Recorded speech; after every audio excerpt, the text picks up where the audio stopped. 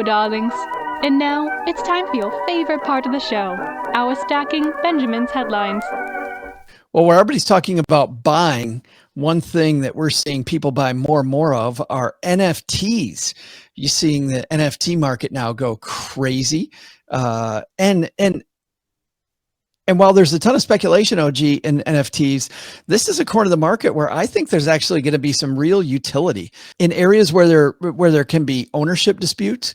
Like, I'll give you an example. In the music industry, had NFTs been around before streaming was there, you could buy an NFT that shows that you own the song, right? And then if, let's say, Taylor Swift was a nobody at one point. What would Taylor Swift do now? So would she be able to re-record her stuff like she is now? Yeah, and put it all on NFTs or have NFTs to prove ownership. And then once you own it, if the person gets hot and there's only so many copies of that piece of music, you now can sell that, like rare record albums or whatever it might be. I mean, for the art world, for the creative world, for things that have copyrights, NFTs, I think, make a ton of sense. Yeah. I've heard a little bit about this. I am, like, out of a level of 1 to 100, I'm probably like a 0.5.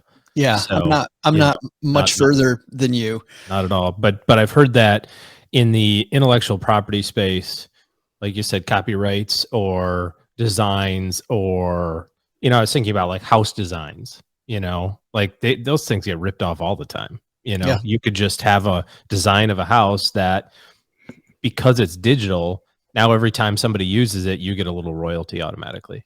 Yeah, attach the NFT to it, and that's good because you can prove ownership. You can prove like train of thought and like how you created it over a long period of time. And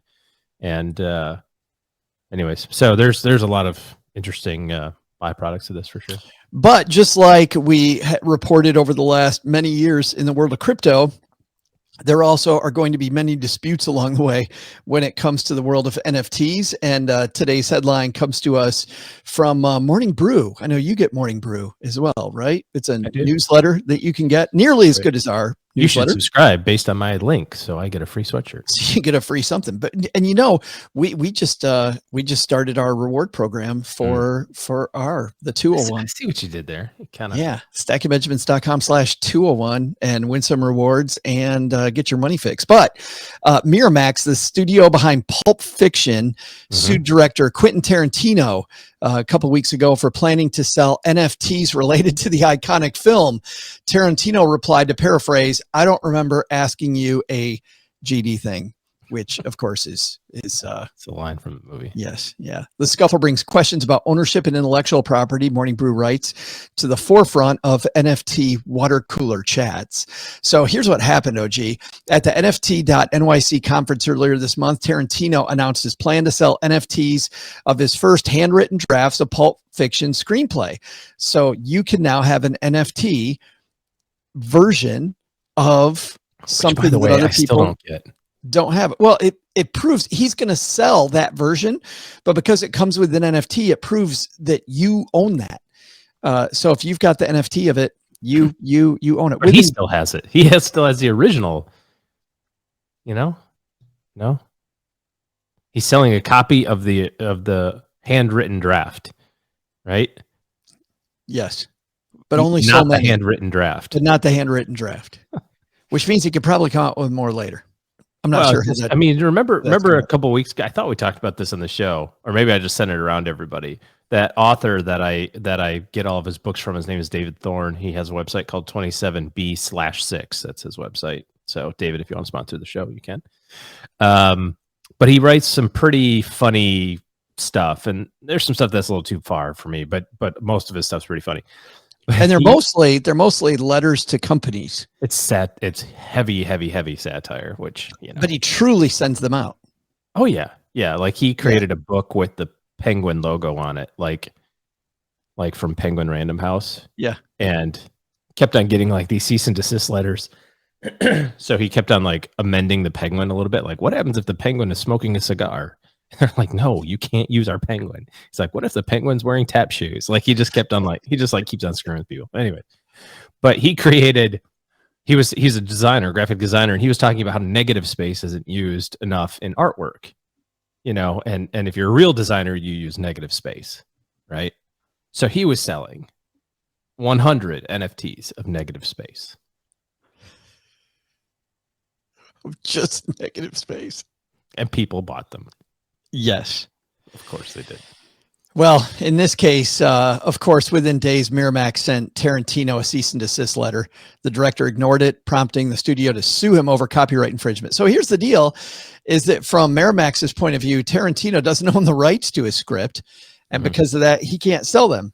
Tarantino wrote the script and he's selling his own handwritten stuff. So, well, and NFTs solve this problem in the future. Absolutely. But I think you're going to see this too, is when NFTs initially get created, you may see some ownership disputes about, can you even lawfully make that thing?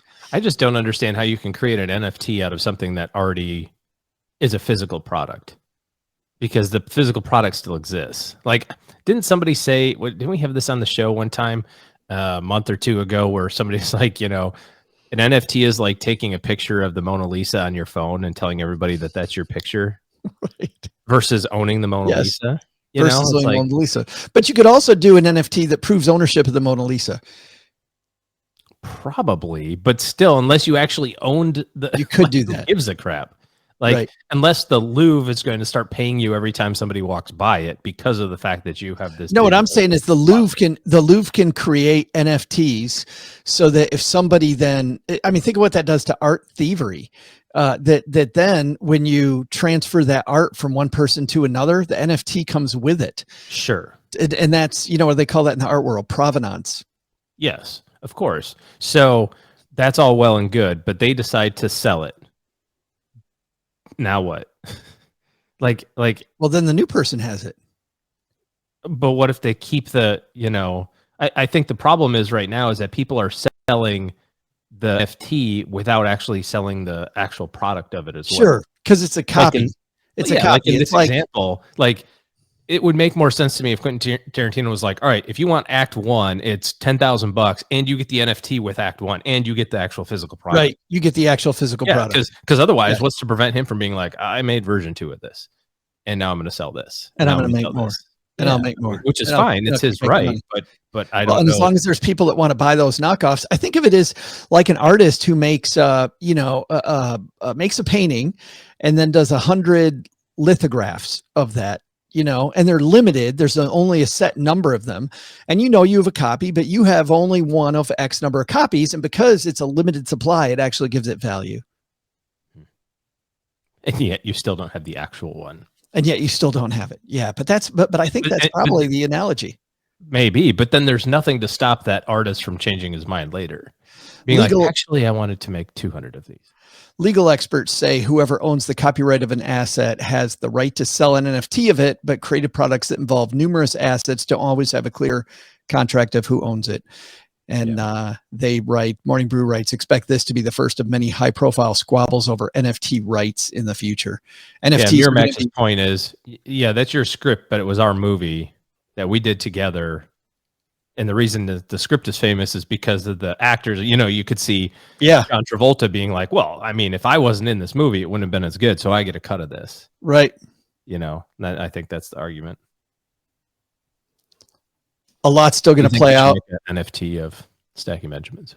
I totally think we should. I'm not even joking. We definitely need to do some NFTs. I think that'd be super fun. We could sell some, and we could actually do separate episodes. We could do an episode that has one copy and you own it. What a bargain. It's like $10. Oh yeah.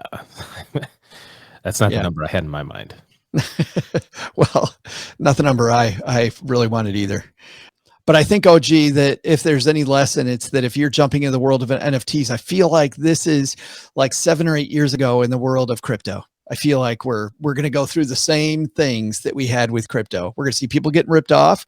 We're going to see people selling just junk that's absolutely worthless. And we're going to see Shiba coin is not junk. Idiots jumping on it.